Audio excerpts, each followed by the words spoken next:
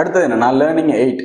So learning 8ல என்ன சொல்றாங்கன்னா, நம்ம கம்பெனிக்கு ஏதாச்சும் காஸ்ட் கட்டிங் ஐடியாவை சஜஸ்ட் பண்றது மூலயமா அந்த கம்பெனியில இருக்கிறவங்க, மேனேஜ்மெண்ட்ல இருக்கவங்க நம்மளை நோட்டீஸ் பண்ணி, சப்போஸ் நம்ம கொடுக்குற அந்த ஐடியாவை வந்து அவங்க அக்செப்ட் பண்ணிட்டாங்கன்னா, கம்பெனி வந்து நம்மளை பேம்பர் பண்ணி நம்மளோட கேரியர் க்ரோத் எல்லாத்துக்குமே அவங்க சப்போர்ட் பண்ணுவாங்க. ஸோ காஸ்ட் கட்டிங்கிறது எதுவாக வேணா இருக்கலாம்.